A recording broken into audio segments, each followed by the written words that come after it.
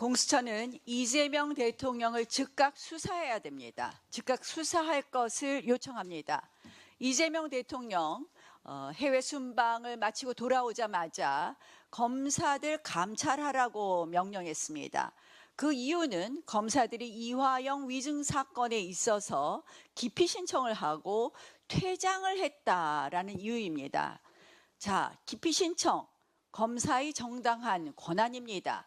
소송이, 재판이 법관에 의해서 불공정하게 진행될 염려가 있을 때 기피 신청을 할 수 있는 것은 검사의 권한입니다. 퇴정, 왕왕 있었습니다. 왜냐? 기피 신청을 하면 소송은 정지되게 되어 있습니다. 따라서 검사들이 기피 신청을 하고 바로 퇴정한 예가 왕왕 있었습니다. 그러나 그 어떤 검사도 감찰을 받은 적이 없습니다. 한마디로 감찰 근거가 없는 감찰을 지시한 직권남용에 똑 떨어집니다. 그런데 여러분 기억해 보십시오. 공수처는 현직 대통령에 대한 직권남용에 대해서 수사 권한이 있다고 해서 지난해 계엄에 관한 수사를 즉각 개시했습니다. 똑같은 계엄과 내란에 대한 수사를 즉각 개시했습니다. 똑같은 논리라면 이재명 대통령에 대한 수사도 즉각 개시해야 되는 것입니다. 또한 이 사건은 바로 이해충돌 사건입니다. 이화영 위증 사건과 이재명 대통령 대북 송금 사건의 유무죄는 직결되어 있습니다. 한마디로 이재명 대통령은 대통령의 권한을 남용해서 본인 사건, 대북 송금 사건을 유리하게 하기 위해서 권한에도 없는 감찰을 지시한 것입니다.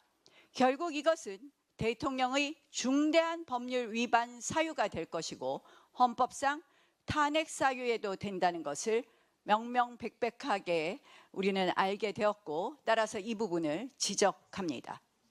네, 오늘은 정치검찰조작기소 대응 특위위원장으로서 좀 한 말씀 드리겠습니다. 그제 이재명 대통령께서 이화영 전 부지사 재판에서 집단 퇴정을 한 검사들에 대해 감찰을 할 것을 지시하셨습니다. 그랬더니 야권 일각에서 이 지시사항을 놓고 이해충돌이다 이렇게 반박을 하고 있습니다. 이 사태와 관련해서 정작 이해충돌의 비판을 받아야 할 것은 검찰인데 묻지도 따지지도 않고 대통령을 걸고 넘어갑니다.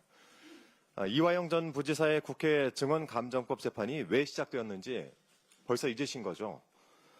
지난해 10월 법사위 청문회에 참석한 이화영 전 부지사가 연어술파티 진술 세미나에 대해 증언을 했더니 국민의힘 소속 법사위원들이 이 내용을 위증으로 몰고 가서 고발을 했고 이를 받은 수원지검은 실질적 수사도 없이 이 전 부지사를 위증 혐의로 기소를 한 것입니다. 이 짜고 치지 않고서 이렇게 될 수가 있겠습니까? 수원지검은 연어술파티 진술 세미나의 당사자입니다. 의혹의 당사자가 이화영 전 부지사의 위증 혐의로 기소했고 재판장에 나와서 연어술파티가 없었다라고 증명을 하겠다면서 무려 64명의 증인을 신청했습니다. 이미 법무부 감찰 TF가 수원구치소 호송 교도관들을 전수조사를 해서 진술서 등을 받아가지고 관련 자료를 확보를 했고 이를 재판부에 제출을 해놓았습니다. 이럴 거면 기소 전에 교도관들을 대상으로 해서 수사를 했어야죠. 본인들이 수사도 없이 기소를 해놓고 지금 현재 자백을 하는 겁니까? 이화영 전 부지사의 증언을 위증으로 만들기 위해서 검찰 스스로 결백을 증명해야 하는 이 어처구니없는 재판을 지금 저희가 보고 있는 것입니다. 그런 재판에 속된 말로 깽판을 놓으면서 법원의 판단을 지지부진하게 만드는 검찰의 행태야말로 이거 이해충돌 아니겠습니까? 또 다른 이해충돌의 사례가 어제 언론 보도를 통해서 나왔습니다. 앞서 지적도 있었습니다.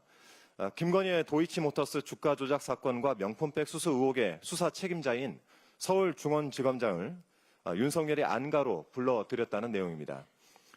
지난해 1월에 어느 저녁에 중앙지검장이 느닷없이 호출을 당했는데요. 그 시기에 수사팀은 김건희에 대한 소환 조사를 추진하고 있었다라고 하죠. 당시 용사는 김건희 소환 조사 방침에 대해 격분을 했다고 합니다. 이재명은 구속 못 시키면서 왜 김건희를 조사하느냐라는 격한 반응이 나왔다군요. 이 한마디로 모든 것이 확실해졌습니다.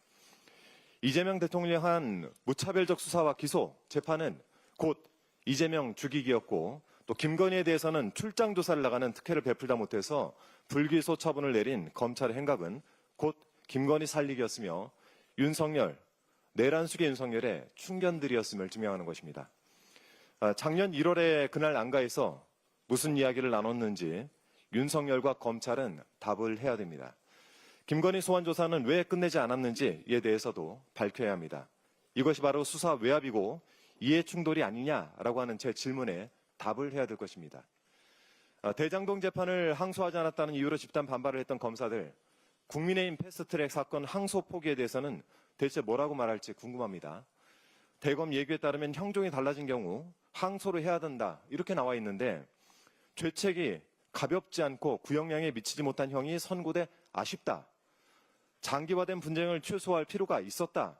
그래서 항소를 포기했다. 지금 이 얘기를 하고 있는 것입니까? 본인들이 만든 내부 기준도 어기면서 항소를 포기하는 것이죠. 이 사건에 대해 항소를 포기했는지 설명을 요구하는 검사 있었습니까? 이 사안에 사의를 표명하는 검사는 있었습니까? 안타깝게도 검찰의 항소 포기 의사와는 상관없이 나경원 의원 등이 항소를 하면서 재판을 이어갈 것으로 전망됩니다.